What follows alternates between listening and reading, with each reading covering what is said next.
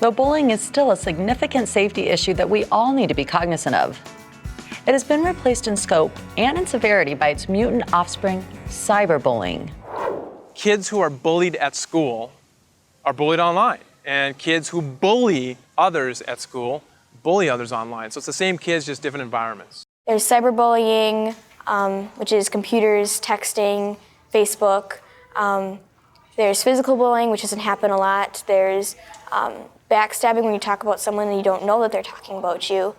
A lot of times they'll write something on someone's wall or do something like that that's insulting to them or makes fun of them, and that way everybody on Facebook is able to see, or everybody who has access to that is able to see. And it's not just that select group who is standing there at the time when you said something in class, it's everybody who's on Facebook. In the past, a lot of the bullying was just name-calling, cursing, or yelling, but now you have something that is put in written form on the internet. And when this information is spread around, it becomes even more compelling and more impacting. We now take aim at the moving target of cyberbullying. And a moving target it is. Dealing with all the facets of bullying continues to be a problem for many administrators. Now, take all the challenges associated with bullying and emerging technologies and upload everything to the internet, and you get cyberbullying. We're into uncharted territory in many ways because the technology has developed so quickly and we've embraced it so unthinkingly. We've really jumped into the deep end of the pool and haven't learned how to tread water yet. Most cyberbullying, for example, takes part away from school. Kids using their own computers on their own time, sending messages to others outside of school. So educators wonder, what's my responsibility here? What's my role? I can't discipline students for their off-campus behavior, when in fact we know they can, it's just more difficult. Traditionally, brick and mortar schools, we knew when you're at school, you're under the purview, or we call it in loco parentis, basically kind of surrogate parenting by the school staff. Well, now with technology, the schoolyard doesn't end where we thought it ended. I mean, at this point, it goes and goes and goes and goes. Our formal definition of cyberbullying is willful and repeated harm inflicted through the use of computers, cell phones, or other electronic devices. But basically what cyberbullying is using technology to cause harm. It's been the subject of movies, countless programs, and articles. Now it's our turn to take a look at social networking and cyberbullying. The difference between real bricks and mortar world we live in and the social media world, the social online life that they live, is fuzzy, blurry. It's disappearing. So it's just part of what they do. So it's a natural part of a bully prevention program. It used to be that parents would have to maybe eavesdrop on a conversation or maybe go look through a notebook or go rifle through drawers to be able to get a clue as to what's going on at school. Now, with online, with Facebook, with MySpace, our kids are putting their statuses online in real time, every minute of the day. We have the ability to know exactly where they are, exactly what they're doing, who their friends are, who's partying, who's not partying, who's cheating, who's naughty, who's nice. One of the things that happens on Facebook, for example, is somebody will say something rude or mean, and then other people will like that rude or mean comment. So it's a way you can chime in through the bullying, kind of sort of pile on without having to even be creative enough to come up with your own insults. It's not a good idea to ignore what's going on social networking websites because it can really be a way for us to predict almost what's going to happen in the future. A typical schoolyard bullying incident may involve 2, 3, 4, 5, 10, 20 people. An online bullying incident can involve thousands or potentially even millions of people. Even though technology provides us the ability to connect with the world, there's often a disconnect with the cyber bully and their victim. Many times the bullies themselves don't realize the harm that they're causing and realize the potential consequences of that. They think that, well, it's just text, we're just playing a joke, we're just having fun, I think this is funny.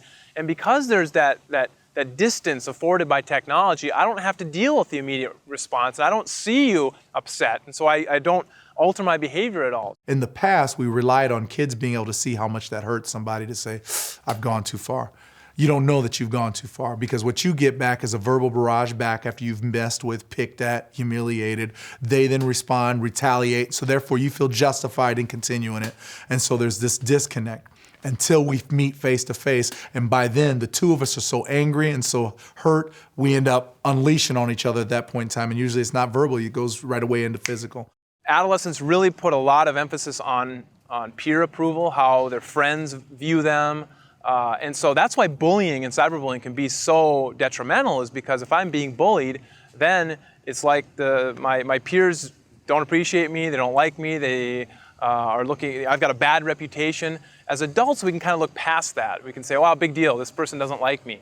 But as an adolescent, that's so important that we're willing to sacrifice our own self-interest in many ways just to get peer approval. So we might do things that are self-harming or illegal that normally we wouldn't do, but under pressure from peers and to receive approval from peers, we do these things.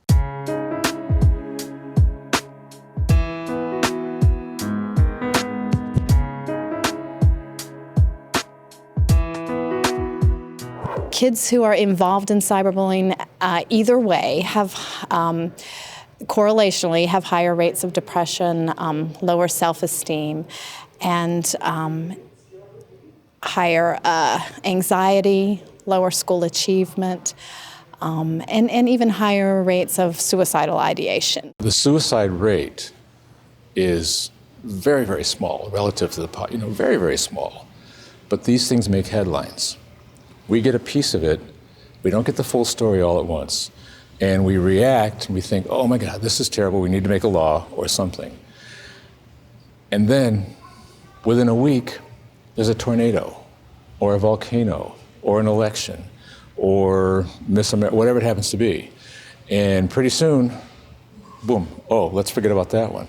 Kids who experience cyberbullying have more suicidal thoughts. They attempt suicide more often. Both those who are victims of cyberbullying and those who cyberbully others. So clearly there's something going on in the lives of these adolescents where the experience of cyberbullying is a part of a variety of problems that they feel is necessary to respond with suicide. These young people suffered so much that they saw their only out as suicide. Each story is a tragedy. Each story is different. Each story is the same in some ways. What we need to do is take a look and say, what were you trying to tell us that we didn't hear? If there is one area of agreement among the experts, it is that no one person has all the answers.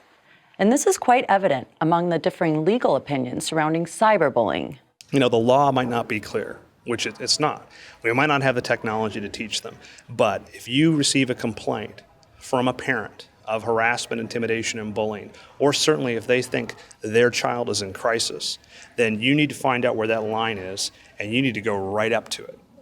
Because you need to be responsive, but also responsible. But they need to take all forms of bullying seriously. They need to investigate the bullying and apply appropriate discipline when necessary. They just simply can't ignore it. You can't just say in a student handbook, if you go ahead and come on campus and you're accused of harassment, intimidating, or bullying someone, we have the right to search your personal cell phone. That's a really difficult standard to make these days. It was an interesting situation. There was cyberbullying going on among students at the school. And I got to tell you, the principal there just said, nope, we do not tolerate bullying. We have a bullying program in place. I see bullying. It happens to be cyber. I see bullying. Everybody involved in this, you come in here and we talk about it, bring your parents in, and the students who were the perpetrators were disciplined. And it was like, well, that's the way it's supposed to be. She did one heck of a job. Administrators need to be very, very careful when they are searching a personal electronic device as to why they want to search it, what the reasonable suspicion is, and how they think they can legally go about making sure the scope is appropriate. Because it's real easy. It's not just a purse where you open it up and there are 20 things in it, or you dump it out on a table. It's a device that can carry thousands of pages of documents, incredibly personal emails, personal data. Essentially, for a lot of these kids, is a log of their lives. A comprehensive look at the legal issues surrounding cyberbullying are beyond the scope of this video. This is especially true in the areas of students' First and Fourth Amendment rights, and your rights and responsibilities as an administrator.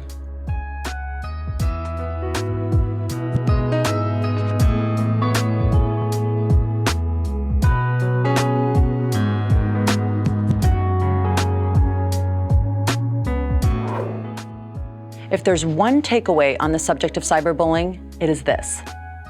We may not know the scope and totality of the problem, but we are becoming painfully aware of the human costs.